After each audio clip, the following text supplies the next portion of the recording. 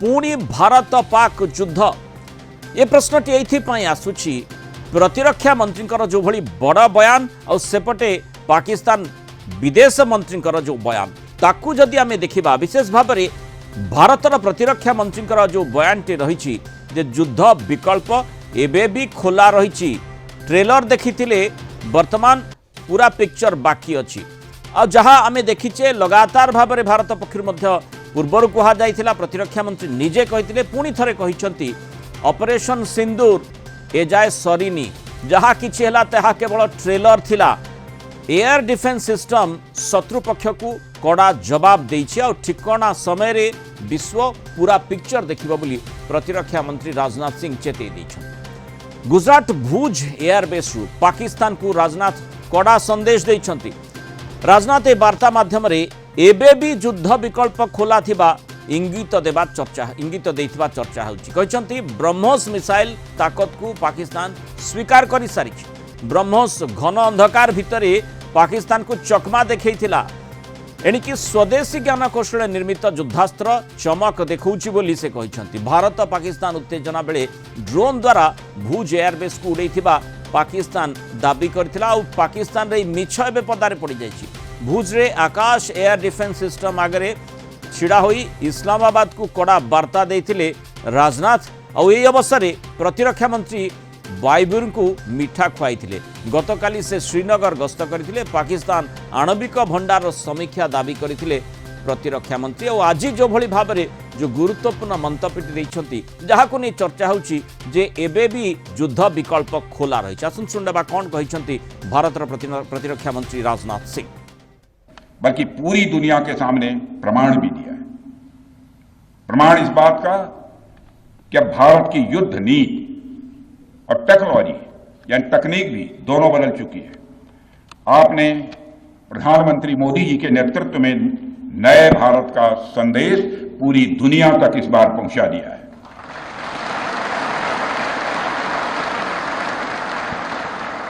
और साथियों, यह संदेश है कि अब भारत केवल विदेशों से इंपोर्ट किए गए हथियारों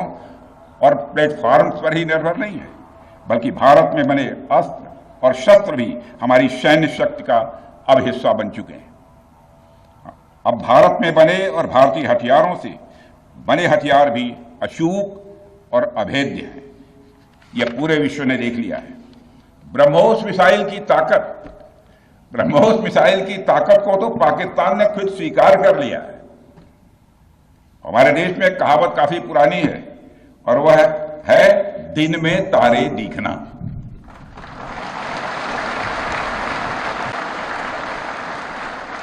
मगर भारत में बनी ब्रह्मोस मिसाइल ने पाकिस्तान को रात के अंधेरे में दिन का उजाला दिखा दिया है। रात के अंधेरे में दिन का उजाला दिखा दिया है। भारत के जिस एयर डिफेंस सिस्टम की तारीफ हर तरफ हो रही है,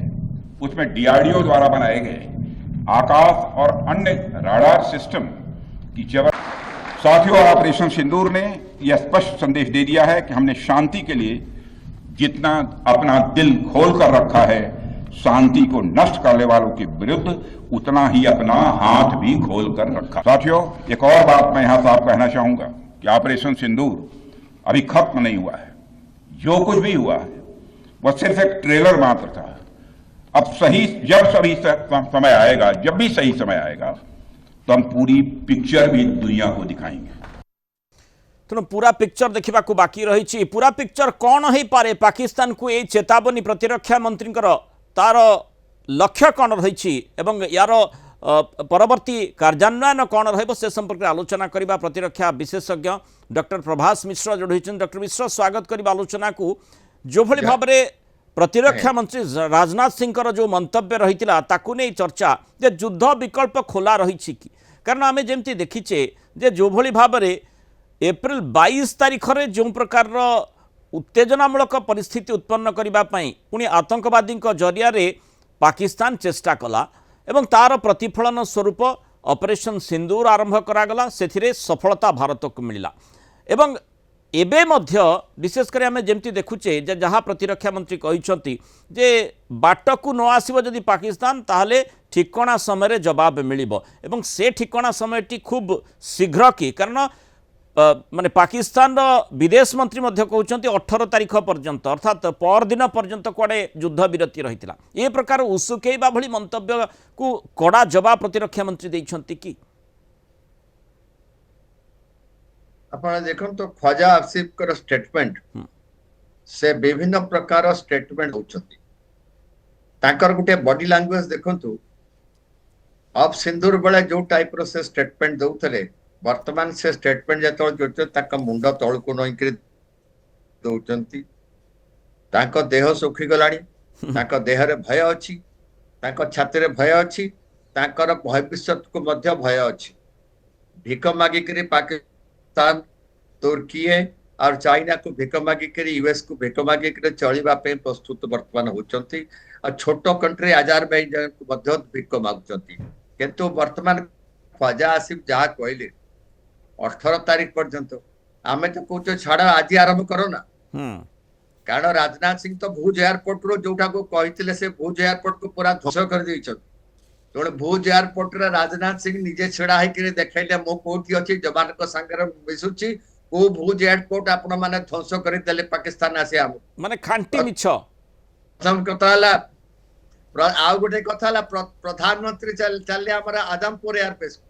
आदमपुर एयरबेस को पाकिस्तान कोतला संपूर्ण S-400 ध्वंस करिकरी तार एयरस्ट्रिप को बर्बाद कर देछंती अब प्रधानमंत्री का पछरे S-400 छडाई छी प्रधानमंत्री का पछरे MiG-29 छडाई छी प्रधानमंत्री का पछरे टोटल एयर जो स्ट्रिप ता देखा जाउची तेणु पाकिस्तान केते मिछ कहउछती होल वर्ल्ड जानि सलेडी हमर ब्रह्मोस जो टाइप रो हिट करिछि से रहीमियार खान ने हिट करो नोरे खान ने हिट करो रफीक ने हिट करो सरगोदा रे हिट करो कि करन ताकर जो न्यूक्लियर आर्सेनल जोटी अच्छे जोटी वर्तमान प्रॉब्लम क्रिएट हेछि जोति पई से माने सीज फायर को करिया को चाहिए तेनु ताको वर्तमान निजर जिंस को ठीक करा दियंतु आ द वर्स्ट पार्ट पटे आउटी कथा कहबी ख्वाजा आसिफ और शाहबाज शरीफ दुई जण मिसिकरी मासूद अजहर जो बहावलपुर रो जो ट्रेनिंग कैंप जो जहाजी ट्रेनिंग कैंप ताकू वर्तमान रिपेयर करछुंदे गवर्नमेंट एक्सपेंडिचर या छड़ा अन्य शरमनाक चीज कोन हे पारे तेणु माने पुणी थरे निजर अभिसंधि को सक्रिय करबा पई जो योजना रही आउ जहाँ प्रतिरक्षा मंत्री कहले भारत मध्य लगातार भाव में फोकस करी आसुची जे पाकिस्तान जहाँ कहले जे पाकिस्तान प्रोबेशन रे रही आ प्रोबेशन अर्थ गोटे सुजोग दिया जाए निजको सुधारिबा पई आपण मध्य 2 दिन तले मो सहित जो आलोचना करथिले एवं जो कथाटी कहिथिले जे केबे भी पाकिस्तान को आपणकर अभिज्ञता आधार आपण कहिसंती जे विश्वास करा जाई पारे नाही आमे मध्य ताकू कहूछु भारतीय माने मध्य से कथाटी को जानिछंती ता सत्वे अपेक्षा कोन तेणु जो बड़ प्रश्नटी आसुची पुणी थरे पाकिस्तान भारत युद्ध हेबो की आपण देखंतु ऑफ कोर्स मो तो बहुत मो बयस बहुत हेगलाने मो 15 वर्ष पाकिस्तान बॉर्डर रे कार्यरत थली